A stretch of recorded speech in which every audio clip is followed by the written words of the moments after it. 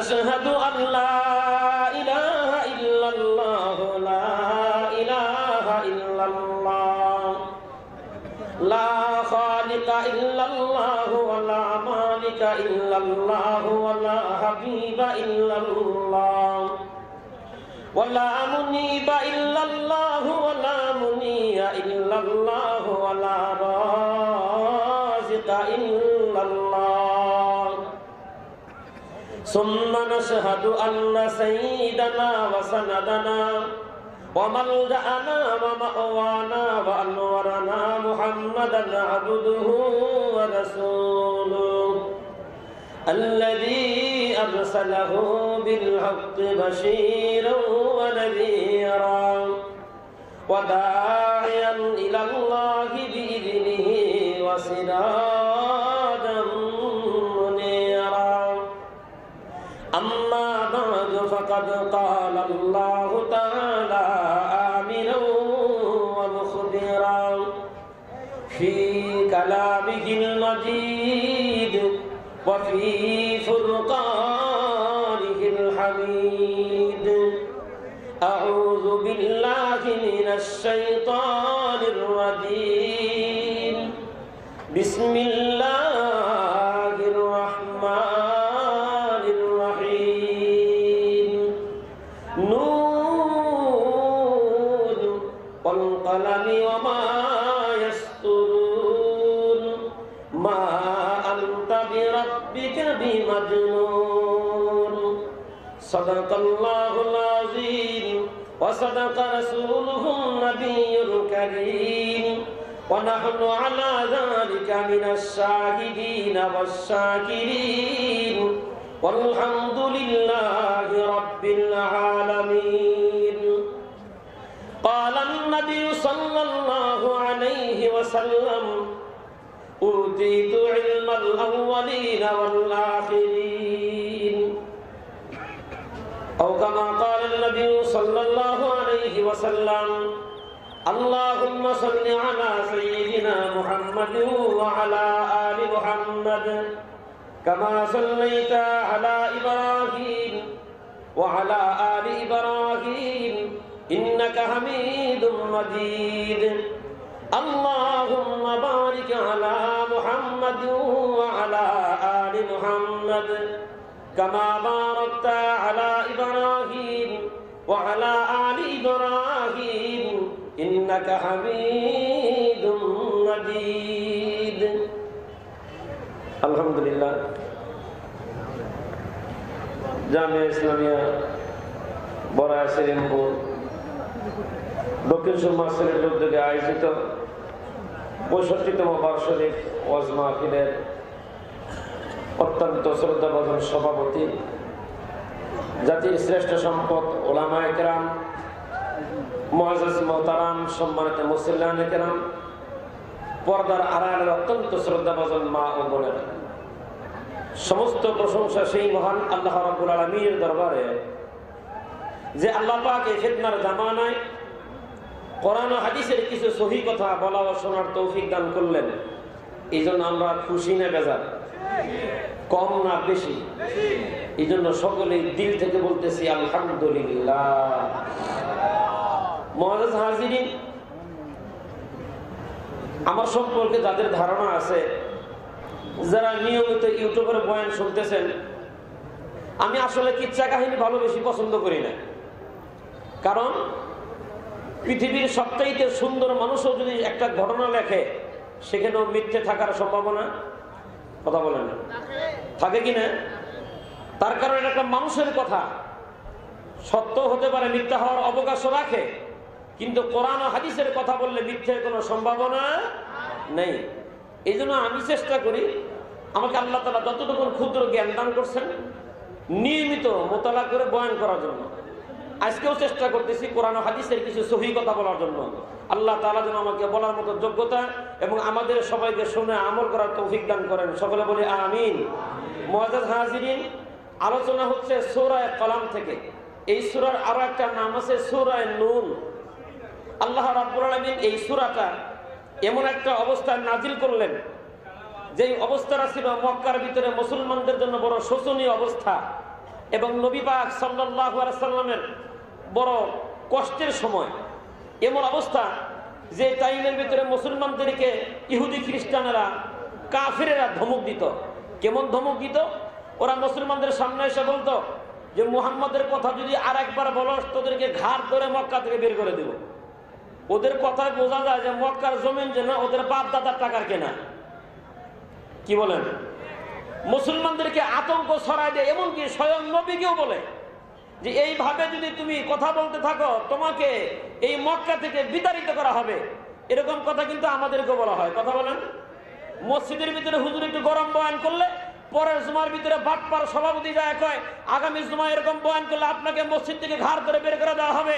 ওকে বলে এ মিয়া, এদেশের 14 কোটি মুসলমানদের টাকায় মসজিদ হয়, তোর কথা ইমাম বের হবে না, তোকে ঘাড় ধরে মসজিদ থেকে বের করে দেওয়া হবে।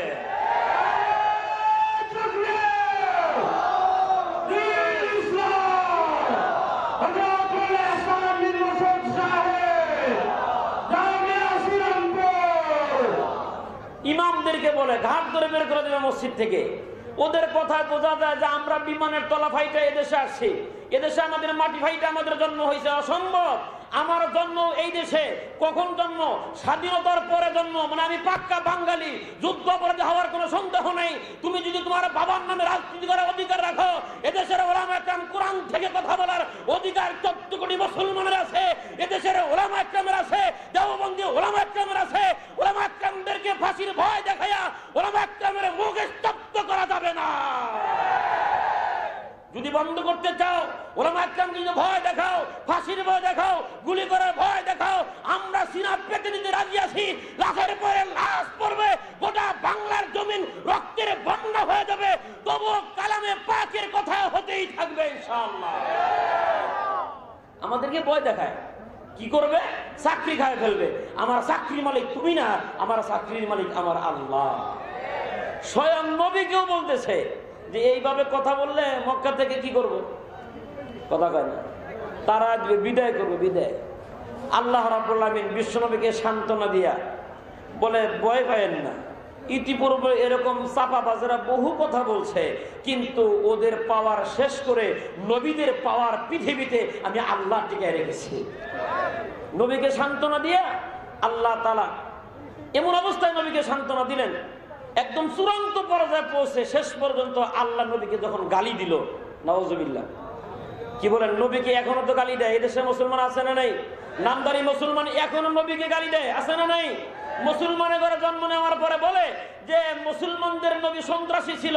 মুসলমানের নবী যদি সন্ত্রাসী হয়, নবীর সুন্নতি কায়দায় তোর মায়ের বিয়ে পড়ানো হয়েছে, তোর মায়ের বিয়েটাও সন্ত্রাসী হয়েছে।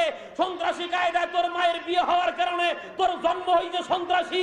এই ওলামা একরাম দ্বারা তোর জানাজা হয়, তোর জানাজাও হয়েছে সন্ত্রাসী। সুতরাং তুই 1 নম্বরের সন্ত্রাসী বেটা। আর ওলামা একরামকে কি বলে?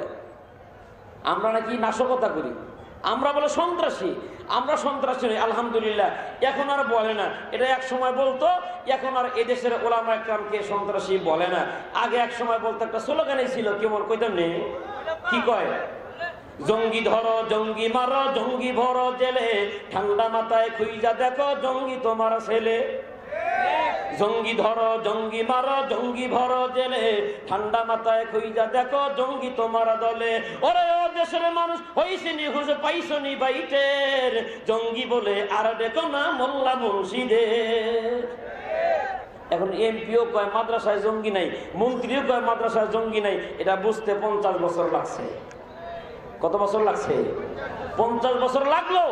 এখন আরো 50 বছর লাগবে দেওবন্দি ওলামা একরাম এই জাতিকে কি দিল এটা বুঝতে। মুআজ্জাজ হাজিরিন, শেষ পর্যন্ত নবীকে গালি দেওয়া হলো। কি বলে? পাগল কবি। নাউজুবিল্লাহ। কি কবি? পাগল কবি। নবীকে দুনিয়ার জমিনে গালি দিচ্ছে। আসমানের মালিক আল্লাহর কাছে খবর আছে না নাই? আল্লাহ তাআলা তার নবীকে সান্ত্বনা দেয়া বলে, বন্ধু চিন্তার কারণ নাই। আপনাকে তারা পাগল কবি বলে, আমি আল্লাহ রাব্বুল আলামিন আপনাকে সান্ত্বনা দিয়ে বলি আপনি পাগল না। আপনাকে এই কথাটা বলে সান্ত্বনা দেওয়ার আগে আমি আল্লাহ তাআলা কসম খাইয়া নিলাম 2 বার। কয়বার? আল্লাহ তাআলা কসম খাইতেছেন। কে কসম খাইতেছেন? আল্লাহ কসম খাইতেছেন। আল্লাহর তো কসম খাওয়া লাগে না, কালামে পাকের অনেক আয়াত এমন পাওয়া যায় আল্লাহ বলেন ওয়ামান আহসানু মিনাল্লাহি কিলা, আল্লাহ বলেন আল্লাহর চাইতে সুন্দর কথা, আয় আসদাকু মিনাল্লাহি কিলা, আল্লাহর চাইতে মহাসত্য কথা আর কে বলতে পারে? পৃথিবীর জমিন যত মানুষ বলেন না কেন, আমাদের কথার কাজে কোনো মিল পাওয়া যায় না। বিশেষ করে আমরা রংপুরের মানুষ, সকালে এক কথা বলি, বিকালে কই আরেকটা। বুঝেন না বোঝেন না কথা? আবার আমাদেরকে মাইন্ড করে না যে আমরা আসলেই খারাপ। আমরা ফাড়া বাসার সিফাই আছি, সিফাই করে মানুষ যখন কয় লা ইলাহা ইল্লা আনতা সুবহানাকা ইন্নী কুনতু মিনাজ জালিমিন, রংপুরে মানুষ বিপদে পড়ে গেছে, তুফান আইতেছে, এখন যে কোন দিকে যায় বুঝি না, আমরা সিফাই করে কই লা ইলাহা ইল্লা আনতা সুবহানাকা ইন্নী কুনতু মিনাজ। আছে না নাই? সকালে এক কথা মানে বিকালে ঠিক থাকে না, থাকবো কেমনে? বেজাল আছে। গভীর মনোযোগ। আমরাও কসম খাই, আল্লাহ কি খাইলেন? আল্লাহ কসম খাইলেন কেন? আল্লাহর তো কসম খাওয়ার প্রয়োজন নাই। আল্লাহ কসম খাইলেন এই কারণে, যেহেতু পৃথিবীর মানুষের ভিতরে আওয়াজ আছে, কসম খাইলে সে তাকে সত্যবাদী মনে করে। কথা বলেন? এই কারণে আল্লাহ এটাকে পাওয়ার দেওয়ার জন্য, লোভ দেওয়ার জন্য আল্লাহ নিজেও কসম খাইলেন। সুবহানাল্লাহ। আমরা কসম খাই, কেউ কসম খাই বছরে একবার, বছরে 14 ফেব্রুয়ারি। কয় তারিখ? আসতেছে 14 ফেব্রুয়ারি। কেমনে? ছেলে মেয়েকে ফুল দেয় আর বলে আমি তোমার ভালোবাসি, মেয়ে বলে এই বেটা বাটপা। গত বছর 14 ফেব্রুয়ারিতে আমার সামনে আর একটা মেয়ে গেলে তুমি ফুল দিলা। এখন যদি এই যুবক মেয়ের সামনে দাঁড়ায় যদি বলে দাঁড়াও, আল্লাহর কসম, তোর বাপের কসম, তোর মায়ের কসম, আকাশের কসম, বাতাসের কসম, আমি তোরে ভালোবাসি, এখন মেয়েটা কি করবো? ছেলে যত খারাপই হোক, কসম যেহেতু খাইছে মনে হয় কথা সত্য। ঠিক আছে, এই কারণে মানুষের কসম খাইলে তাকে সত্যবাদী মনে করে। কথা বলেন ঠিক কিনা? আবার কিছু কিছু মানুষ আমরা আছি, আমরা কসম খাই 5 বছর পর পর। কয় বছর? 5 বছর পর পর দাঁড়ায় সালাম দেয়, বলে আসসালামু আলাইকুম ভাই, একবার দিছিলেন কিছুই করতে পারিনি, আল্লাহর কসম আর একবার দিয়ে দেখেন। কয় বছর পর পর এটা? তাহলে এটাও আমরা বুঝি যে কসম খাইলে কথা সত্য প্রমাণিত হয়।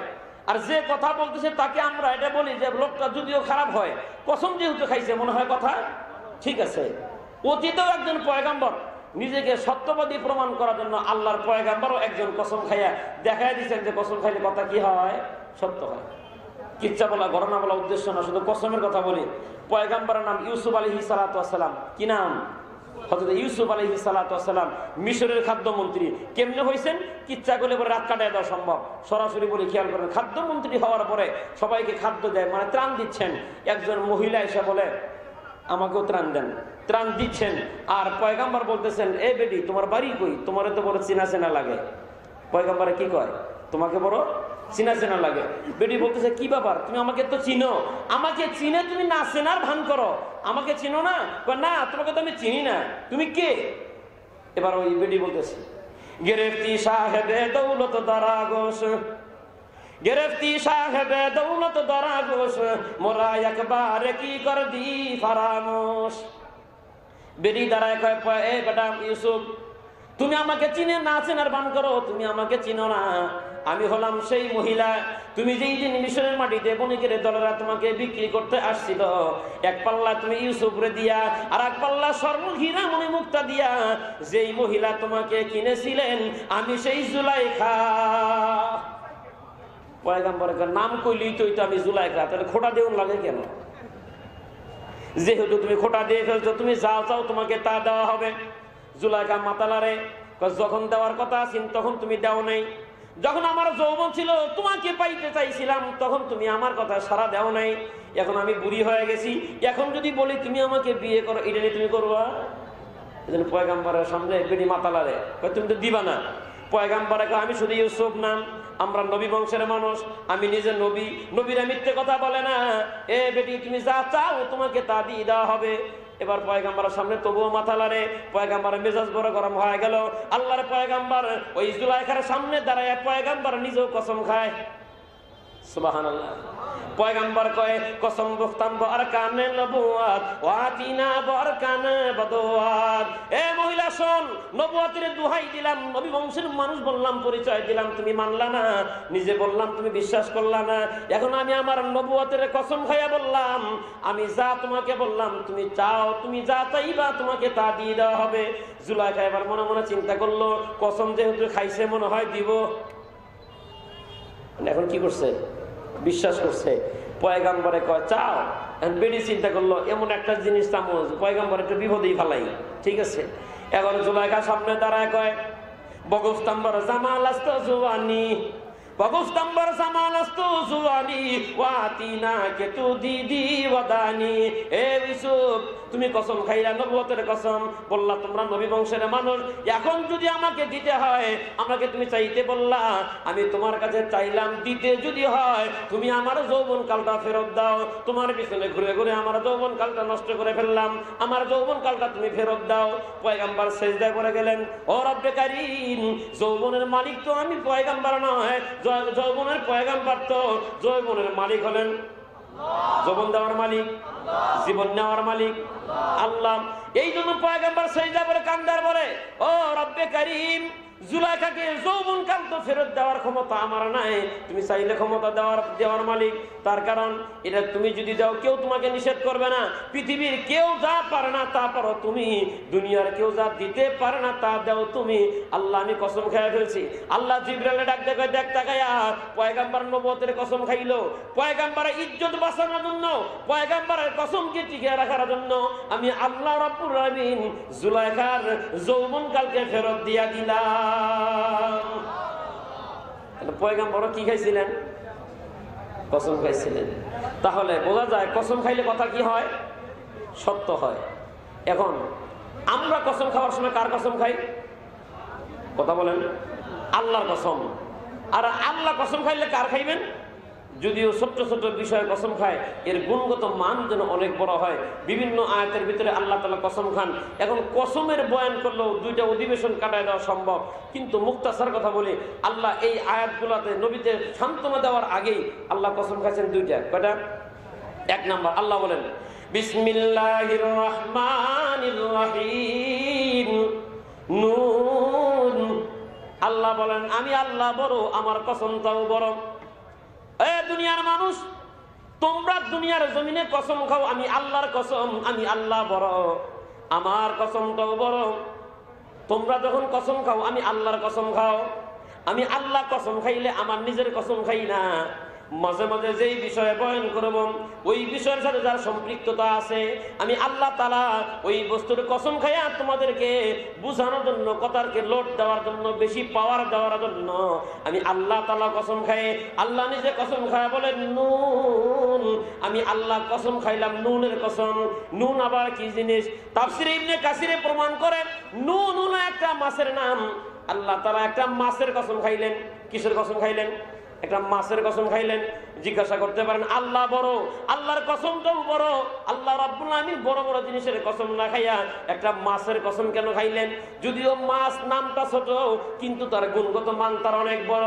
এটা কেমন মাছ? তাফসীরে কিতাবের ভিতরে পাওয়া যায়, দুনিয়ার ভিতরে যত মুসলমান এবং নরনারী আছে, এরা দুনিয়া থেকে বিদায় নেওয়ার পরে আল্লাহ রাব্বুল আলামিন এদেরকে যখন জান্নাতের ভিতরে উদ্বোধনী খাবার দিবেন, উদ্বোধনী খাবারটা হবে নুন মাছের কলিজা দ্বারা। কি মাছের কলিজা?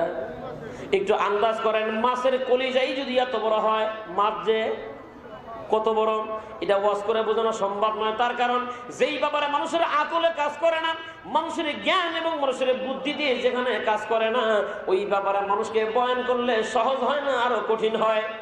এই জন্য অনেক বুদ্ধিজীবী আছে, মাথার ভিতরে হাত দিবে আর বলবে সর্বনাশ, হুজুররা কি বয়ান করে, একটা মাছের কলিজা দ্বারা নাকি সারা পৃথিবীর মানুষেরা জান্নাতীরা উদ্বোধনী খাবার খাবে। আল্লাহ তাআলা এই মাছটা রাখলো কোথায়? এমন কিছু নাস্তিক দেশে আছে না নাই? হ্যাঁ, ওরা কোরআন হাদিসের ছোট্ট ছোট্ট আয়াতগুলো নিয়ে সমালোচনা করে আর বলে এত বড় মাছ আল্লাহ রাখলো কোথায়? এই চিন্তার যন্ত্রণা মাথার চান্দির চুল উঠতে উঠতে 26 নম্বরের গোল্লা হয়ে গেছে। আবার নামের শুরুতে লাগাইছে বুদ্ধিজীবী। কি জীবী? দেখবেন নামগুলো সব মুসলমানের, আর ওরা যা কাজ করে এ কাজে প্রমাণ করে ও ইহুদি খ্রিস্টানদের দাদা।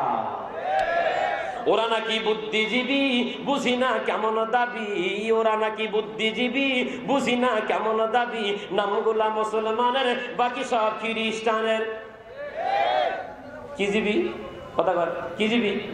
বুদ্ধিজীবী, ওরা নাকি বুদ্ধিজীবী, বুঝি না কেমন দাবি, নামগুলা মুসলমানের বাকি সব খ্রিস্টানের। নামাজ নাই, রোজা নাই, কোরআন তেলাওয়াত নাই, রবীন্দ্র সঙ্গীতদের ইবাদতের সাথে মেটায়, বুদ্ধি থাকলে কি আর কোরআনের সতর হয়? ওরা দাবি করে বুদ্ধিজীবী আর সমালোচনা করে। আল্লাহ তাআলা এত বড় মাস্টার রাখলো কোথায়? ওরে ভালো করে বুঝাই দিয়েন। আল্লাহ তাআলা এই পৃথিবীকে সৃষ্টি করলেন, সৃষ্টি করার পরে সর্বপ্রথম একটা সৃষ্টি করলেন, নাম হলো তার কলম। আল্লাহ নবী বলেন আল্লাহ তাআলা সর্বপ্রথম যে জিনিসটা সৃষ্টি করলেন নাম হলো তার কলম। কি নাম? কলম সৃষ্টি করার পরে আল্লাহ রাব্বুল আলামিন কলমকে বললেন লেখো লেখো। কলম বলে আল্লাহ আমি কি লিখবো? তাকদীর লেখো। কার তকদির লিখবো? আদম থেকে শুরু করে বিশ্বনবীর উম্মত পর্যন্ত দুনিয়াতে যত মানুষ যাবে সমস্ত মানুষের তকদির লেখো। কলম একা একা লেখা শুরু করে দিল। কলম সৃষ্টি করার পরে আল্লাহ তাআলা বানাইলেন একটা মাছ, যেই মাছের নাম নুন মাছ। মাছকে রাখলেন আল্লাহ তাআলা পানির উপরে, ওই মাছের পিঠের উপরে আল্লাহ রাখলেন তামাম পৃথিবী। আগামীকাল সকালে একটু আওয়াজ দেবেন না? এখনই কোন লাগবো? একটু দরদ দেখুন না, সুবহানাল্লাহ। আল্লাহ তাআলা প্রথম বানাইলেন কলম, এরপরে আল্লাহ বানাইলেন একটা মাছ, যেই মাছের নাম নুন মাছ। ওই মাছের পিঠের উপরে আল্লাহ রাখলেন জমিন, মানে সারা পৃথিবী বানাইলেন প্রথম। পৃথিবী এবার লড়াচড়া করে। আল্লাহ রাব্বুল আলামিন পাহাড়দেরকে প্যারাক বানায়া জমিনকে মাছের পিঠে স্থির করে দিলেন, যেই মাছ, ওই মাছের নাম হলো নুন মাছ। ওই মাছের কলিজা দ্বারা আল্লাহ রাব্বুল আলামিন জান্নাতীদেরকে উদ্বোধনী খাবার খাওয়ায়া দিবে। উদ্বোধনী খাবার বুঝেন? যারা বিয়ে করছেন এরা বুঝবেন। শ্বশুর বাড়িতে ঢোকার আগে গেটের সামনে বসে এক কাপ লাল চা, 2টা বিস্কিট, মনে আছে? এমন ভাবে তাকাইছে মনে হয় রংপুরি যখন দিব, আমি দিতাম না, মনে করাই দিলাম। মানে উদ্বোধনী খাবার। কি খাবার? উদ্বোধনী খাবার। আল্লাহ জান্নাতের ভিতরে দিবেন, সুবহানাল্লাহ। আল্লাহ তাআলা যেন আমাদের খাবার তৌফিক দান করে দেন, সকলে বলে আমিন। আল্লাহ বুঝাইলেন আমি বরং, আমার কসমটাও বরং। যদিও মাছ নুন একটা মাছের নাম, সংক্ষিপ্ত একটা নাম, কিন্তু এর গুণগত মান অনেক বেশি। আল্লাহ তাআলা বুঝাই দিলেন আমি বড়, আমার কসমটাও বরং। আমার হাবিবের চরিত্র বর্ণনা করতে গিয়া আমি আল্লাহ তাআলা কসম খাইয়া তোমাদেরকে আগে হুঁশ ফিরিয়ে নিলাম, সুবহানাল্লাহ। পৃথিবীর মানুষ যখন কসম খায়, যেই ব্যক্তির সাথে কথা বলে ওই ব্যক্তি তার চেহারার দিকে তাকায় থাকে, দেখি কি কথা বলেন। যেহেতু কসম খাইতেছে, আল্লাহ কসম খায় তার হাবিবের চরিত্র বর্ণনা করবেন। দুনিয়ার জমিনে আল্লাহ তাআলা যত নবী এবং রাসূল বানাইলেন, কোন নবী ও রাসূলের চরিত্রের পবিত্রতা বর্ণনা করতে গিয়ে আল্লাহ কসম খায় নাই। তার কারণ তামাম পৃথিবীর জমিনে আল্লাহ তাআলা যত নবী আর রাসূল বানাইলেন, সমস্ত নবী আর রাসূলের জন্য আইন ছিল একরকম। আর আমার আপনার নবী বিশ্ব নবী মুহাম্মদুর রাসূলুল্লাহ সাল্লাল্লাহু আলাইহি সাল্লামের জন্য আইন ছিল একরকম। কেমনে? আল্লাহ তাআলা যখন আদম নবী বানাইলেন, আদম নবী বানায়া আদম নবীর নামের শুরুতে আল্লাহ লিখলেন আদম সফিউল্লাহ। মুসা নবী বানা বলেন মুসা কালিমুল্লাহ। ঈসা নবী বানা বলেন ঈসা রূহুল্লাহ। ইব্রাহিম নবী বানা বলেন ইব্রাহিম খলিলুল্লাহ। ইসমাইল নবী বানা বলেন ইসমাইল জবিহুল্লাহ। আর বিশ্ব নবীকে আল্লাহ বানায়া আল্লাহ বলে বন্ধু তুমি হাবিবুল্লাহ। এই জন্য আল্লাহ তাআলা তার বন্ধুর চরিত্রের পবিত্রতা বর্ণনা করতে গিয়ে আল্লাহ কসম খায়। আল্লাহ তাআলা কসম খায় বলেন আমি বড়, আমার কসমটাও বড়। আমি আল্লাহ রাব্বুল আলামিন কসম খাইলাম নুন মাছের কসম। কি মাছের কসম? নুন মাছের কসম। এই কারণে যে জিনিস বোঝা যায় না ওই ব্যাপারে লম্বা চড়া বয়ান না করে ঠান্ডা মাথায় চিন্তা করে মাইনে নেওয়াই ভালো, যে আল্লাহ যা বলেন সত্য কথা বলেন। আল্লাহ বড়, আল্লাহর কসমটাও বড়, যদিও বিষয়টা সত্য হয় কিন্তু তার গুণগত মান অনেক বড়। যেমন সূরা আসরের ভিতরে আল্লাহ কসম খায় বলেন ওয়াল্লাহ আসরি, আল্লাহ বলেন আমি আল্লাহ কসম খাই, বড় বড় জিনিসের কসম খাই। আমি আল্লাহ তাআলা কসম খাইলাম জামানার কসম। কিসের কসম? মানে সময়। এটা কোন সময়? পৃথিবীতে জন্ম নেওয়ার পরে মানুষ মায়ের পেট থেকে পৃথিবীতে পদার্পণ করার পরে যে হায়াত নামক একটা দৌলত পৃথিবীর মানুষেরা পায়, এটা অনেক দামি সম্পদ। এটা কেমন দামি সম্পদ? সারা পৃথিবীর জমিনে যত সম্পদ আছে সব সম্পদের চাইতে বান্দার হায়াতের দাম, এই সময়টার দাম অনেক বেশি। ভালো করে বোঝেন। এই কেমন বেশি? একজন মানুষকে যদি বলা হয় আগামীকাল সকালবেলা আপনাকে সারা বাংলাদেশের প্রধানমন্ত্রিত্ব দেওয়া হবে, আজরাইল যদি কানে কানে বলে বেটা প্রধানমন্ত্রিত্ব নিয়ে লাভ নাই, একটু পরে তোর জান কবজ করব, আর তুই যদি বলস তোর জান কবজ করব না, তুই যদি সারা পৃথিবীর মালিকানা না নেস, বাংলাদেশের প্রধানমন্ত্রিত্ব যদি তুমি না নাও, তাহলে তোমার জানটা কবজ করব না। একটু বুদ্ধি করে বলেন তো, এই বেচারা কি হায়াত চাইব না প্রধানমন্ত্রিত্ব চাবে? কোনটা? কি বুঝলেন? একটা প্রধানমন্ত্রিত্ব পাওয়ার চাইতে হায়াতের দাম। এখান থেকেই বোঝা দেন আল্লাহ বড়। আল্লাহ কসম খায় বড় বড় জিনিসের। সূরা আসরের ভিতরে আল্লাহ কসম খাইলেন জামানার কসম। এটা কোন জামানা? দুনিয়াতে মানুষ জন্ম নেওয়ার পরে আল্লাহ তাআলা বান্দাকে যে হায়াত দেয়, আল্লাহ তাআলা এই সময়ের কসম খায় বলে বান্দা এই সময়টা তোমার জীবনের বড় দামি সম্পদ। এটা অনেক দামি সম্পদ। দামি সম্পদ নষ্ট করলে হিসাব দেওয়া লাগবে কার দরবারে? আল্লাহ বোঝালেন বান্দা আমি আল্লাহ বড়, আমার কসমটাও বড়। আমি আল্লাহ তাআলা কসম খাইলাম জামানার কসম, আর এখানে খাইতেছেন নুনের কসম। এরপরে আল্লাহ রাব্বুল আলামিন বলেন ওয়াল কলাম, কলমের কসম। আল্লাহ কলমের কসম কেন খাইলেন? পৃথিবীর ভিতরে সর্বপ্রথম আল্লাহ তাআলা বানাইলেন কলম। এটা কেমন কলম? আল্লাহ কলম বানায় ছেড়ে দিছে, দুনিয়ার কলম ধরে ধরে লিখতে হয়। আর আল্লাহ তাআলা যে কলম বানাইলেন, যেই কলমের কসম খাইলেন, কলম একা একই লেখে, কলমকে ধরা লাগে না। কলম একাই লেখা শুরু হয়ে গেছে। আল্লাহ বুঝাইলেন আমি বড়, আমার কসমটাও বড়। আমি আল্লাহ কসম খাইলাম কলমের কসম, আর এই কলমে যা লাগে তার কসম। ও বন্ধু, এই মক্কার কাফেরেরা আপনাকে যারা পাগল বলে, কিন্তু আপনি আসলে পাগল না, ওদের উদ্দেশ্য ভালো না। যারা পাগল বলে তাদের উদ্দেশ্য ভালো না। কেন ভালো না? দৃষ্টান্ত দিলে বুঝবেন। একজন জন্মন্ধ, 60 বছর বয়স হয়ে গেছে, অন্ধত্বতার কারণে এই বাচ্চারা জন্মন্ধ হওয়ার কারণে ওর সাথে কেউ মেয়ে বিয়ে দেয় না। আর একজন মহিলা কুৎসিত হওয়ার কারণে, কালো হওয়ার কারণে 60 বছর হয়ে গেছে, ওই বেটিকেও কেউ বিয়ে করে না। বেটিও বিপদে আছে, বেটাও। 3 নম্বর আরেকজনে যায় কয় এ বেটা তুমিও বিপদে আছো, এই বেডিও বিপদে আছে, তাহলে এক কাজ করো, তুমি যদি বিয়ে করতে চাও ওই বেডিকে আমি রাজি করাইতে পারি। এখন অন্ধে কয় বেডি কালা হোক আর দলা হোক, আমার তো চোখই নেই। কথা কয় না? আমার তো চোখ নেই, কালো না ধলা, সাদা না কালো, লাল নাকি, এটা আমার তো দেখতেই পারি না, আমার ঠেকা কাম চললেই হয়। ঠেকা কাম বলেন তো? আচ্ছা ঠিক আছে, তাহলে চালা দেই। এই জন্ম অন্ধের সাথে এই কানা মানে কালো বেডি কি হয়ে গেছে, বিয়ে দিয়ে দিল। বিয়ে দেওয়ার পরে সংসার করতেছে। কালো বেড়া তো মনে করছে যে আমি না জানি বহুত কিছু পাওয়া গেছি, ওর চেহারা দেখলে কিন্তু কালো বেড়ায় ওরে রাখতো না। এখন ব্যাংকের চাবি তার কাছে দেয়, ব্যাংকের বড় বড় চেক আইনা তার কাছে দেয়, সংসারের চাবি গাড়ি তার হাতের ভিতরে দেয়, আর কয় গোটা সংসারের মালিকানা তোমার হাতে উঠাইয়া দিলাম। এবার বেটি বড় মহা খুশি, কাহারে দুনিয়ার কেউ আমাকে বিয়ে করতে চায় না, অন্ধ বেটা হোক না কেন, আমি তো সব কিছুর মালিক হয়ে গেছি। এইভাবে চললো কিছুদিন। চলার পরে হঠাৎ করে দেখে একজন মাইক মারতেছে, মাইকিং করে যে আগামীকাল সিলেটের শ্রীরামপুর মাদ্রাসার সামনে চক্ষু শিবির স্থাপন করা হবে, যারা জন্মন্ধ আছেন আসবেন, এখানে আসলে অপারেশনের মাধ্যমে চোখ ভালো করে দেওয়া হয়। এখন কানাপাড়া বেডিরে কয় এ মাইকিং কি করে শুনছো? তোমার শুনে লাভ নাই, যে মাইকিং করে এটা খারাপ। কি কয়? যে মাইকিং করে সে খারাপ, যে চোখের ডাক্তার আইছে ও ডাক্তারও খারাপ, যে চোখের ওষুধ পেছে ওইটাও খারাপ, আর যারা মানুষ নিয়ে যায় ওইটাও খারাপ। আসলে কি তারা খারাপ না কালো বেডির উদ্দেশ্য খারাপ? কারণ এই কালো বেডি চিন্তা করলো যে বেটা মাইকিং করে ওর ঠিকানা নেওয়ার পরে আমার স্বামী গিয়ে যদি চোখ অপারেশন করার পরে ভালো হয়ে যায়, আমার তো 12টা বাজবে, আমার তো সংসার ভেঙে দিব। কথা বলেন? এই জন্য বেডি চিন্তা করলো যে আমি একে যদি বিরত রাখতে পারি, চোখের ডাক্তারের বদনাম কইরা যারা মাইকিং করলো তাদের বদনাম করে যদি আমার স্বামীকে আটকে রাখতে পারি, তাহলে আমার উদ্দেশ্য সফল। আজকেও দেখবেন ইহুদি খ্রিস্টানেরা বলে হুজুররা খারাপ। কি কয়? হুজুররা খারাপ। হুজুররা খারাপ না, যারা বলে হুজুররা খারাপ ওদের উদ্দেশ্য ভালো না। এটা ঠান্ডা মাথায় বুঝতে হবে।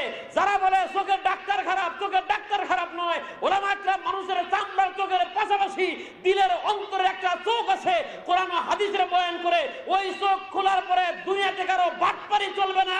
এই জন্য বাটপাররাই কেবল বলতে পারে হুজুরেরা খারাপ। হুজুরদের কাছে যায় না, তার কারণ ওখানে গেলে যদি চোখ খুলে যায় এই জন্য ওলামা ইকরামের বদনাম আছে না নেই?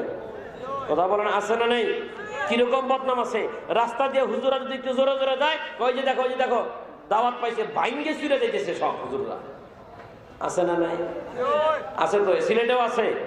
হ্যাঁ, আল্লাহ তাআলা সবাইকে হেদায়েত নসিব করেন, সকলে বলে আমিন। এটা বললাম এই কারণে, অনেকেই মনে করে হুজুরারে গালি দিলেও মনে হয় ঈমান থাকে। ওযু ভঙ্গের কারণ আছে, রোজা ভঙ্গের কারণ আছে, নামাজ ভঙ্গের কারণ আছে, ঈমান ভঙ্গেরও কারণ। এই ঈমান ভঙ্গের যত কারণ আছে, 1 নাম্বার কারণ শিরক করা, 2 নাম্বার কারণ সাহেবে কোরআনুল কারীমের সাথে দুশমনি রাখা। এরা বা জাতে মাতাল হইলেও তাহলে ঠিক আছে, বিপদ আপদে যখন পড়ে তখন কিন্তু হুজুরদের কাছে ঠিকই আসে। তখন কি করে? হুজুরদের কাছে ঠিকই আসে, কিন্তু পরক্ষণে যখন বিপদ থেকে উদ্ধার পাওয়া যায় তখনই ওলামা ইকরামের সমালোচনার একটা তুফান চলে আসে না নেই? দেখবেন এখন তো বর্তমান সময়টা এমন হয়ে গেছে, চায়ের বাজারে, চায়ের দোকানে টুহিওয়ালার ওয়াজের বদনাম আর এরকম সমালোচনা। একজন আরেকজনকে বলে ওয়াজে গেছিলাম, হ্যাঁ গেছিলাম, ওয়াজ কিতা করলো, ওয়াজ তো করলো বালা, কিন্তু এই কথাটা না বললেও চলতো। তাহলে চাওয়ালা কত বড় মুফাসসির রয়ে গেছে, বক্তার ভুল ধরে ফেলাইছে। আছে না নেই? আবার কিছু মানুষ দেখবেন বর্তমান সময়ে সৌদি থেকে আসছে, আসার পরে বাংলা ফতোয়া দেয়। বাংলা ফতোয়া না আরবি ফতোয়া? বাংলা ফতোয়া দেয়। বাংলা ফতোয়া কি ফতোয়া দেয়? বৈশা থাকে আর কয় হুজুরা কয় 20 রাকাত তারাবি, কিন্তু আমরা তো জানি তারাবি 8 রাকাত। এটা কি বাংলা মুফতি কইলো না আরবি মুফতি কইলো? কথা কয় না? বাংলা মুফতি, বাংলা মুফতি। এই বাংলা মুফতি ফতোয়া দিল তারাবি নামাজ 8 রাকাত। আমরা সৌদিতেও দেখে আসছি। আচ্ছা ভালো কথা, আমিন জোরে কইতে হবে, এই জন্য মসজিদ ফাড়াইতেছে। পরে আমি জিজ্ঞেলাম, কি বাবার তুমি এটা কথা বললা, কই পাইলা? কয় বুখারীতে আছে। কোন জায়গায় আছে? আরে বাপরে বাপ, 14 বছর মাদ্রাসায় পড়া চামড়া ক্ষয় হয়ে গেল, বুখারী বুঝি না বেটা, সৌদি থেকে কামলা দেয়, একটা বুখারীতে আছে। কি বুখারী আলা হয়ে গেছে। জিজ্ঞাসা করলাম সৌদিতে কি করে আসেন আপনি? আমি ডিসি ক্লিনার। কি ক্লিনার? আমি চিন্তা করলাম বেটা মাত্র 5 পাস, ই আবার ডিসি অফিসে কেমনে চাকরি করে? জিজ্ঞাসা করলাম এই মেয়ে দিকে আসো, আমি তো জানি তুমি মাত্র 5 পাস, নাম লিখতেও কলমের নিপ 3টা ভেঙে যাব, তাহলে তুমি আবার ডিসি অফিসে কেমনে চাকরি করো? আর একজনকে হুজুর আপনি বোঝেন নাই, সিস্টেম হলো ডিতে ড্রেন, সিতে পরিষ্কার করা, মানে ক্লিনার। ও সৌদি আরবে যায় ড্রেন পরিষ্কার করে। সৌদি আরব কি করে? সৌদি আরব যা ড্রেন পরিষ্কার করে, বাংলাদেশে সোনালী রঙের ঘড়ি হাতে দিয়া চায়ের ব্যাপারে মুফতি সাহেবের সমালোচনা করে, এদেরকে চিহ্নিত করে রাখেন, বাংলার জমিন থেকে এদেরকে বিতাড়িত করে ছাড়বো ইনশাআল্লাহ। বেটা বুখারী শরীফ। তাকবীর, আল্লাহু আকবার, ইসলাম ইসলাম, জিন্দাবাদ জিন্দাবাদ, আল্লামা বুখারী জিন্দাবাদ জিন্দাবাদ, উলামায়ে দেওবন্দ জিন্দাবাদ জিন্দাবাদ। বুখারী নিয়ে এসে তারাবি নামাজ বাইর করছে। বুখারীতে কয় রাকাত? কয় না, মানে বাংলা মুফতি না আরবি মুফতি? বাংলা মুফতি কয় রাকাত তারাবি পাইছে? 8 রাকাত। এখন ভালো করে বুঝেন, দুনিয়ার থেকে বিদায় তো নেওয়া লাগবে একদিন, কি বলেন? বিদায় নেওয়ার পরে মনে করেন হাসরে মাঠ কায়েম হয়ে গেছে। আল্লাহ জিজ্ঞাসা করলেন, গোলাম নামাজ আনছো? হ্যাঁ আল্লাহ নামাজ আনছি। রোজা আনছো? আনছি। তারাবি আনছো? আনছি। কয় রাকাত আনছো? যদি কয় 20 রাকাত, আচ্ছা ভালো কথা আনছো, কিন্তু 8 রাকাত পড়লেও তো চলতো। যেহেতু বেশি আনছো তো আলহামদুলিল্লাহ তোমার কাছেই থাকলো, কোনো সমস্যা নেই। এখন বুঝেন, এটা বোঝার আগে আর একটা ভালো দৃষ্টান্ত বুঝেন, তাহলে সহজ হবে না। কষ্টই দিচ্ছে আপনাদের। মনে করেন আপনাদের এই সিলেট শ্রীরামপুর মাদ্রাসা থেকে সিলেটের 0 পয়েন্ট পর্যন্ত যাইতে আপনার সিএনজি ভাড়া 50 টাকা। কয় টাকা? 50। এটা হুজুরকে জিজ্ঞাসা করলাম, হুজুর আমি আপনার কাছে জানতে চাই মুক্তিযোদ্ধা চত্বর পর্যন্ত যাইতে কয় টাকা ভাড়া? হুজুর আমাকে বললেন 20 টাকা ভাড়া। কয় টাকা? 20 টাকা। আচ্ছা ঠিক আছে। পরে এই হুজুরে জিজ্ঞাসা করলাম যে ভাই ওই আপনার মুক্তিযোদ্ধা চত্বর পর্যন্ত ভাড়া কত? এই হুজুরে কয় 8 টাকা, মানে 8 টাকা। কয় টাকা? 8 টাকা। আচ্ছা এই হুজুরে কইছে কয় টাকা? 20 টাকা। এই হুজুরে 8 টাকা। এখন যদি আমি কমন সেন্স যদি আমার থাকে, একটু আকল যদি আমার ভিতরে থাকে, পকেটে আমি কি করব?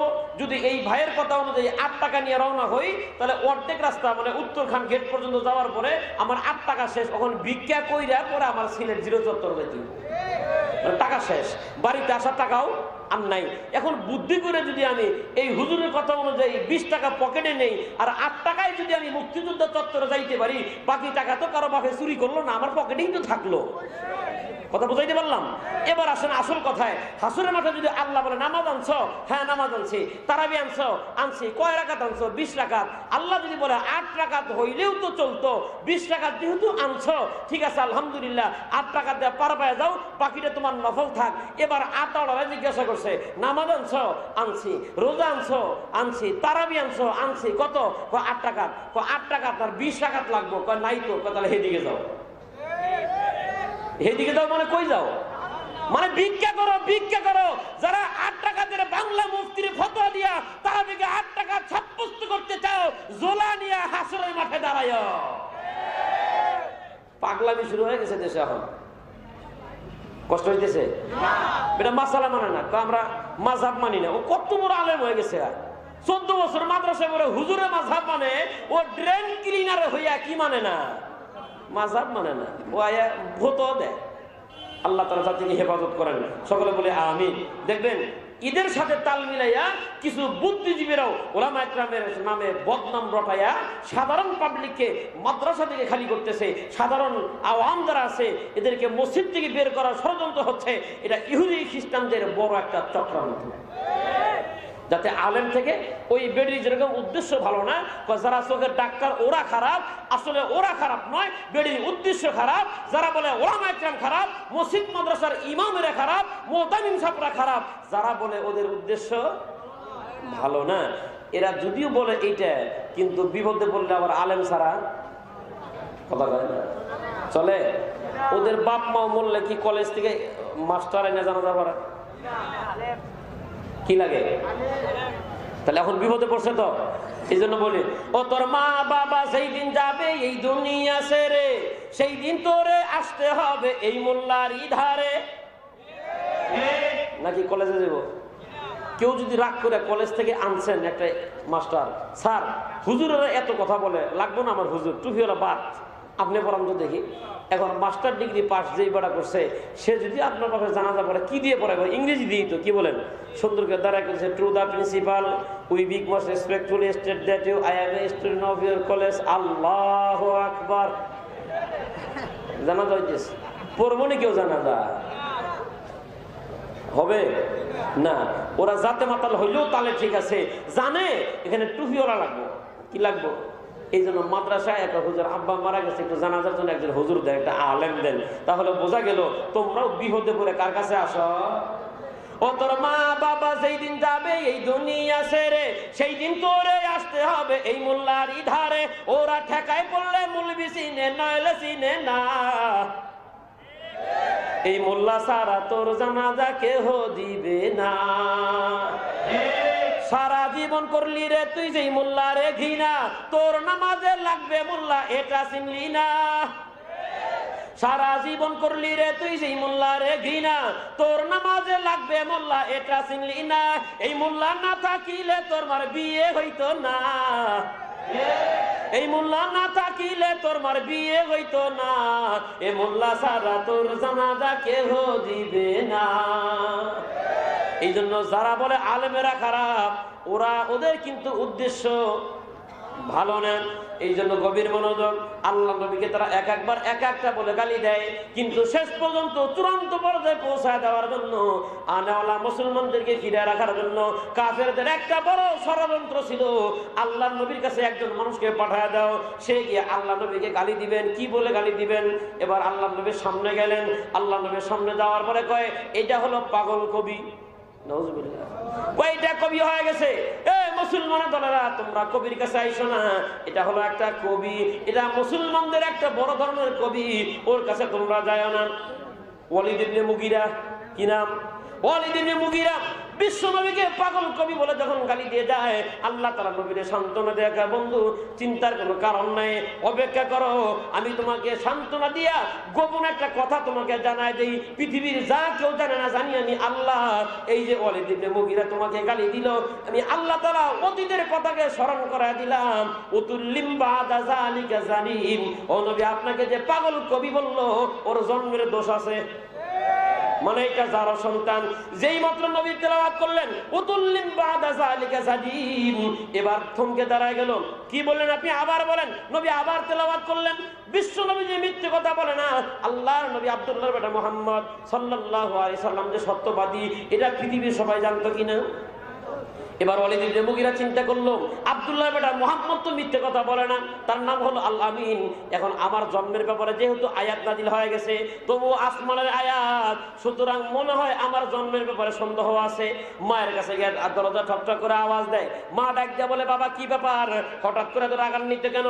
এবার তরবারি হাতের ভিতরে নিয়ে ওয়ালিদ ইবনে মুগীরা তার মাকে ডাক দিয়ে বলে, মা সত্য কথা একটা বলবি, আমি তোমার কাছে আগে জানতে চাই আব্দুল্লাহর বেটা মুহাম্মদ সম্পর্কে তোমার কি ধারণা? ওয়ালিদ ইবনে মুগীরার না মা বলতেছে, আব্দুল্লাহর বেটা মুহাম্মদ জীবনেও কোনোদিন মিথ্যে কথা বলে না। তার উপরে যেটা নাজিল হয় এই ব্যাপারে তোমার মন্তব্য কি? আমার মনে হয় কথা ঠিক আছে, ওইটার সাথে বাস্তবতার সাথে মিল পাওয়া যায়। তাহলে তোমার কথা যদি সত্য হয়, ও মা, তাহলে আমার একটা কথা, এই যে আমার হাতে তরবারি, আমার ব্যাপারে কালামে পাকের আয়াত নাজিল হয়ে গেছে, আব্দুল্লাহ বেটা মুহাম্মদের জবান থেকে বের হয়ে গেছে, আমার জন্মের ভিতরে নাকি সমস্যা আছে। তুমি সত্য কথা বলো, না হয় তরবারিকে তোমার মাথা থেকে, আমি দেহ থেকে মাথাটা আলাদা করে দিব। ওয়ালিদ ইবনে মুগীরা যখন ধমক দিলেন, ওর মা থরথর করে কাঁপা শুরু হয়ে যায়। এ বাবা, এতদিন পরে তুই বড় হয়ে গেছো, অনেক লম্বা আর অনেক দেহের মালিক তুমি হয়ে গেছো, আজকে তোমার জন্মের ব্যাপারে কেন তুমি জানতে চাও?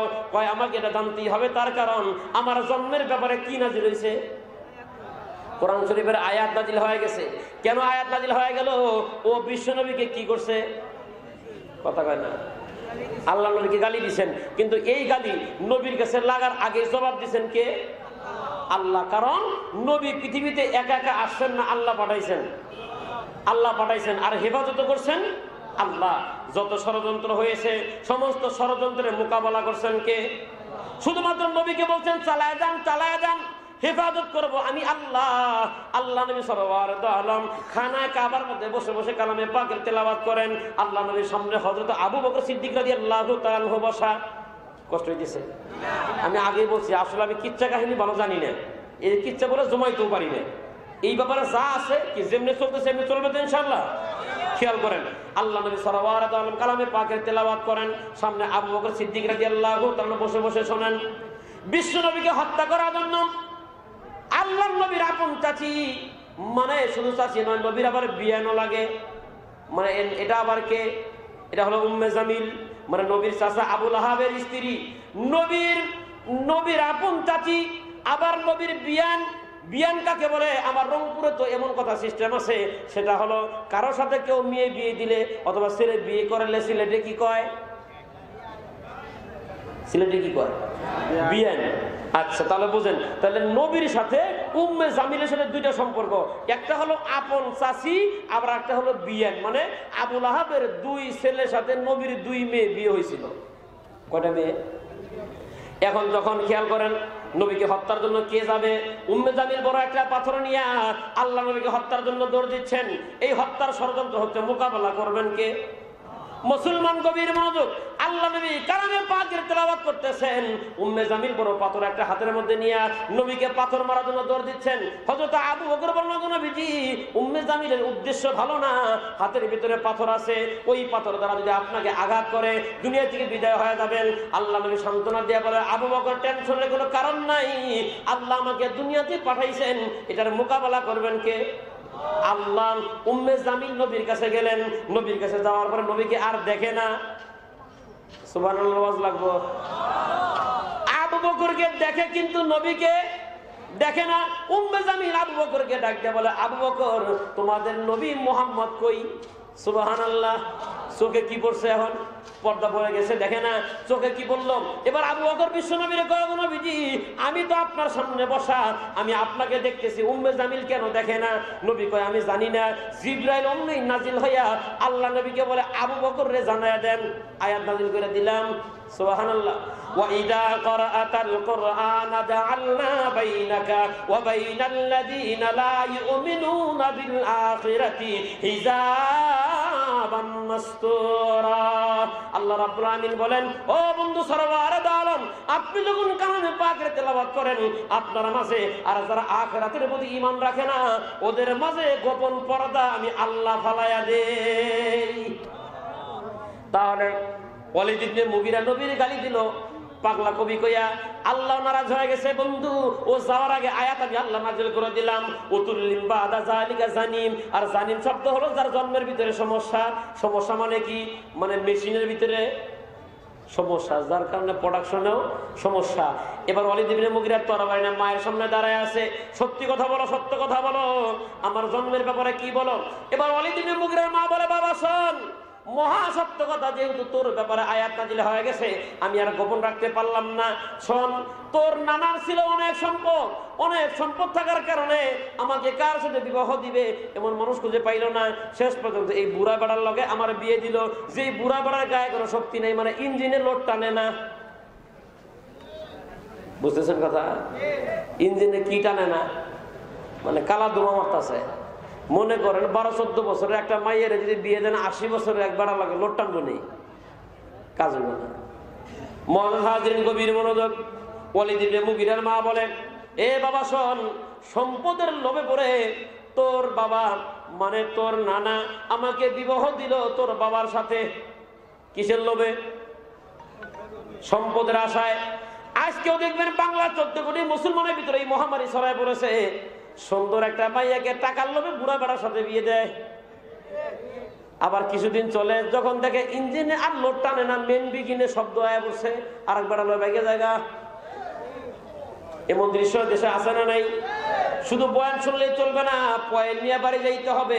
মেয়েকে বিবাহ দেওয়ার সময় মেয়ের অনুমতি নেওয়া দরকার আছে না নাই? শুধু সম্পদের আশায় যদি এই মেয়েকে যদি আপনি আর এক বেটার সাথে জোর করে সম্পদের আশায় বিয়ে দেন, তাহলে ওয়ালিদ ইবনে মুগিরার মায়ের মতো সম্ভাবনা আছে। ঘটনা কি ঘটলো? সম্পদের আশায় তোর নানা তোর বাবার টাকার লোভে পইরা আমাকে বিবাহ দিল, কিন্তু বাচ্চা কাচ্চা হয় না। আর প্রত্যেক মা বিবাহের পরে পাগল হয়ে যায় বাচ্চা নেওয়ার জন্য। আমার ব্যাপারে মনটা ব্যতিক্রম হলো না, আমি বড় ব্যাকুল হয়ে গেলাম সন্তান নেওয়ার জন্য, কিন্তু তোর বাবার তো লোড নাই। এখন আমি চিন্তা ভাবনা করলাম, মানুষ আমাকে আটকুরা বলবে, আমার তো পৃথিবীতে সন্তান না থাকলে আমার নাম নেওয়ার মতো মানুষ থাকবে না। এই জন্য আমি চিন্তা ভাবনা করলাম কিভাবে সন্তান নেওয়া যায়। হঠাৎ করে একদিনের কথা বাবা তোরে শোনাই, তোর বাবার এক বন্ধু বণিক আরব দেশের থেকে অনারব দেশ থেকে আরবে ব্যবসা বাণিজ্য করার জন্য আমাদের বাড়িতে থাকলো, যৌবনের চাহিদা মেটানোর জন্য। আমি চিন্তা করলাম একসাথে আমার দুইটা কাজ হয়ে যাক, আমার যৌবনের চাহিদাটাও মিটে যাক, আর আমার যে সন্তান পাওয়ার খায়েশ এটাও মিটে যাক। আমি একদিন তোর ওই বণিকের অর্থাৎ তোর বাবার বন্ধুর সাথে জিনা করলাম। রাত্রিবেলা জিনা করার কারণে যে সন্তান আসছে, এই জিনার ফসল হলে তুই ওয়ালিদ ইবনে মুগিরা। নবীরে কি দিছিল? আল্লাহর জন্মের খবর নিয়ে দিলেন। এ মুসলমান, এটা আয়াতের কিন্তু হুকুম এখনো বাদ দেয় নাই। আজও যদি তামাম পৃথিবীর জমিনে কেউ নবীরে গালি দেয়, আস্তে ধীরে ঠান্ডা মাথায় খবর না দেখেন ওদেরও জন্মের ভিতরে সমস্যা আছে। জগতে মানুষ পাও না, নবীরে গালি দাও, নবীরে গালি দাও। নবীরে গালি দেওয়ার অর্থ হলো তোমার জন্মের খবর নিজে কইয়া দাও। মুসলমান গভীর মনোযোগ। নবী তো আমার আপনার কোনো ক্ষতি করে নাই, বরং নবী পৃথিবীর জমিনে আসছেন কেন? আল্লাহ তাআলা নবীকে বলেন, আমি আপনাকে কি দান করলাম? ওয়া কিতাবুন আনসালনাহু লিতুখরিজান নাসা মিনাজ যুলুমাতি ইলান নূর। ও বন্ধু, আমি আপনাকে একটা কিতাব দিলাম, যেই কিতাবের মাধ্যমে আপনি মানুষকে অন্ধকারের থেকে বের করে আলোর দিকে পথ দেখাবেন। আমি আল্লাহ তাআলা আপনাকে মশাল দিলাম, এই মশাল হাতের ভিতরে নিয়ে এর দাওয়াত দিয়া পৃথিবীর মানুষদেরকে আপনি কালামে পাকের দাওয়াত দিয়ে দিবেন। আর জুলুমের অন্ধকার থেকে, আপনি কুফরের অন্ধকার থেকে, শিরকের অন্ধকার থেকে মানুষকে বের করে জান্নাতের আলো দেখায়া প্রতিটা মানুষকে পথের দিশা দান করে দিবেন। এই জন্য নবী বলেন, আমি পৃথিবীর জমিনে আসছি, মানুষ আমাকে কবি বলে গালি দেয়, আমাকে পাগল বলে গালি দেয়, আমাকে জাদুকর বলে গালি দেয়, ওরা ভাবে আমি কিছুই জানি না। অথচ নবী বলেন বুইস্তু, আল্লাহ নবী বলেন বুইস্তু তাম্মিমা মাকারিমাল আখলাক, বুইস্তু লিউতাম্মিমা মাকারিমাল আখলাক। আমি উত্তম চরিত্রের আধার হয়ে আল্লাহ দুনিয়াতে আধার বানিয়ে আমাকে পাঠিয়ে দিলেন। অন্য হাদিসের ভিতরে রাসূল বলেন, আল্লাহ তাআলা আমাকে অতীতের যত ইলম আছে সমস্ত ইলম আর সামনের ইলমও আল্লাহ তাআলা আমাকে দান করেছে। নবী আসছেন মানুষকে পথগুলা মানুষকে কিসের দিশা দিবেন? জান্নাতের পথ, অর্থাৎ আলোর দিশা দেখায় দিবেন। এই জন্য দুনিয়াতে আসছেন।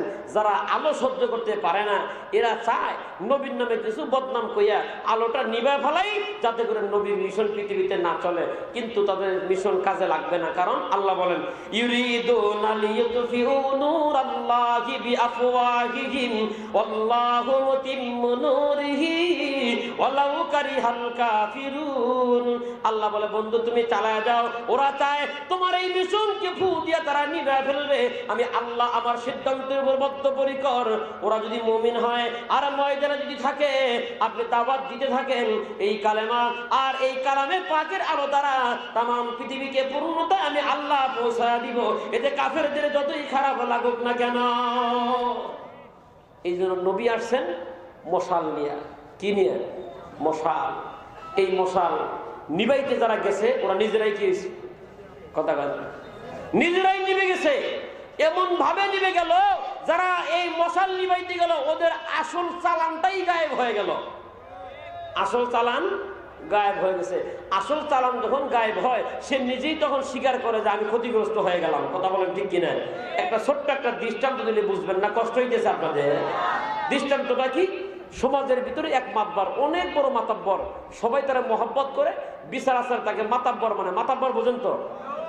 দেওয়ানি, দেওয়ানি, দেওয়ানি বুঝেন?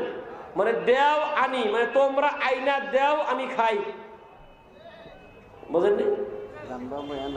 মানে মানে এটাই তো দেওয়ানি, মানে দেও আনি, মানে আইনা দাও আমি খামু, আমার আর কোনো কাম নেই।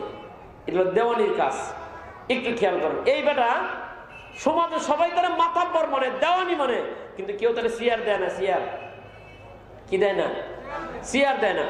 এখন বেচারা খুব টেনশন, এত শিক্ষিত হইলাম, মানুষ আমাকে এত সম্মান করে, কিন্তু আমাকে কি দেয় না? চেয়ার দেয় না। তার এক বন্ধু তারা পরামর্শ দেয়, ভাই তোমাকে চেয়ার না দেওয়ার পেছনে কারণ হলো তোমার কোট নেই। কোট, এই যে কোট আছে না, তোমার কি নেই? কোট নেই। বেচারা মাথা চুলকায়, আর সর্বনাশ, একটা কোটের কারণে চেয়ার পাই না, আজকে কোট কিনবো, কপালে যা আছে তাই। গেছে সিলেট শহরে, কি কিনতো? টাকা পাইবো কই? বউর কাছে যা, তোর বাবার বাড়ি যা, আমার কিছু টাকা এনে দে, আমি কোট কিনবো। তাও চেয়ার লাগবে। কি লাগবে? বউ শ্বশুর বাড়ি যা, নিজের বাবার বাড়ির থেকে 500 টাকা আইনে কয় ধরেন কোট কিনেন। বেচারা খুব খুশি। এখন আমরা কি দিব? চেয়ার দিব। চেয়ার 500 টাকার নোট নেওয়া দেখা চোর একটা পিছনে লাগছে, বহুদিন ধরে টাকা দেখি না, এই 500 টাকা চুরি করলে কয়েকদিন চলা দেব। চোরে লাগছে কিসের পিছনে? টাকা। টাকা চুরি করতো। এখন বুঝেন, এই বেচারাও এত চালাক, লুঙ্গি পরছে, লুঙ্গি নিচে প্যান্ট পরছে, ওই প্যান্টের পকেটে টাকা রাখছে। এখন চোরায় কয় এটা এত খারাপ, এটা খারাপ। ওই জায়গায় মানুষের টাকা রাখে, চোরে কি কয়? এ লোকটা খুব খারাপ, ওইটা কি টাকা রাখার জায়গা হলো? ও যে চোর, নিজের চরিত্রের কোনো খবর নেই, আর এক বেটার কথা হইতেছে। মানে ঘটনা ঘটলো এমন, এই যে সুগার মিলে যে একটা জিনিস দেয়, দিয়ে চেনি বাইরে, সিলেটে কি কয়? আখ, উখ, গেন্ডারি, কুশাল। আপনাদের এখানে সিলেট কি কয়? কুয়াল, কুয়ার, কুয়ার, কুয়ার। আচ্ছা, এখন বুঝছেন তো? আচ্ছা, যা হোক, বুঝছেন যে আলহামদুলিল্লাহ। এক বেটার রাস্তার ভিতরে বয়ে বয়ে কুয়ার খাইছে। এই কুয়ার খাওয়ার পরে চাপে এত কিচ্ছু হয় নাই, কি বলেন? শুধু ছোকলা রেখে দিছে। সূর্যের তাপে ওই ছোকলা আরো যেটুকু রস ছিল ওটাও শুকায় গেছে গা। আর এক রাক্ষসের বাচ্চা যায় ওই ছোকলা চাপায়, আর কোন রাক্ষসে খাইছে একটু রসও রাখে নাই। ও কয় নম্বরের রাক্ষস এটার খবর নাই, আর একবারের খবর নেই, নিজের মাথা ব্যথা করতেছে। চোরাই কয় লোকটা খুব খারাপ। লোকটা কি খুব খারাপ? এটা কি টাকা রাখার জায়গা হইলো?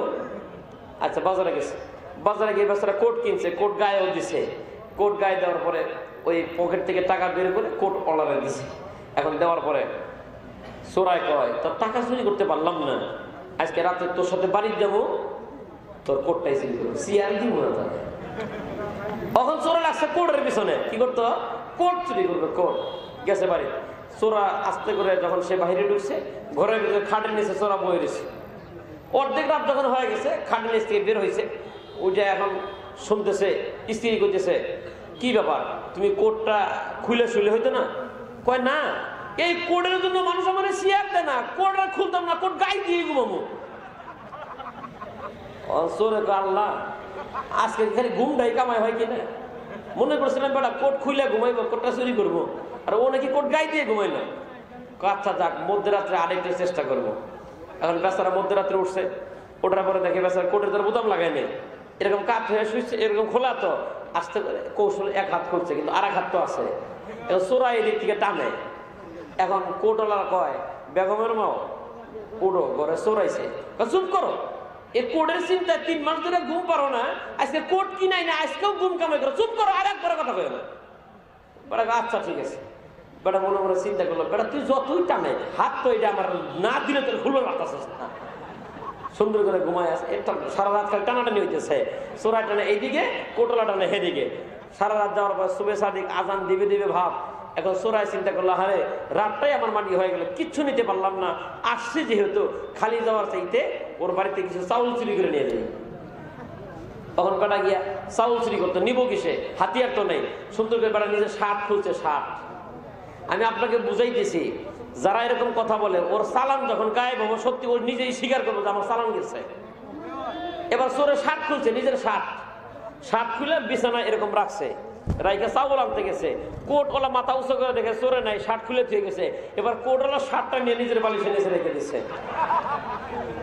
এখন চোরায় চাউল আইনে বিছানায় ডালতে ডালতে হয়ে গেছে, গিরু দিই, এখন শার্ট নাই, কি নাই।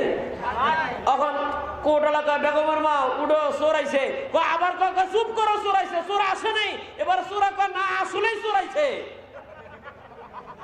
চোরাই কি কয়, চোর যদি না আইবো তাহলে আমার চালান কই, আমার শার্টই তো গায়েব হয়ে গেছে, আমার শার্ট কেন চোর বসে আছে। যারা এই সমস্ত কাজ করে, ওর চালান যখন গায়েব হয়ে যায়, ও নিজেই বলবে যে আমার চালান। এই যে গত রাতের আগের রাতের কথা বলি, গত রাতের প্রোগ্রাম ছিল ঢাকা কেরানীগঞ্জ, তার আগের রাত্রে ছিল ময়মনসিংহ হালুয়াঘাট।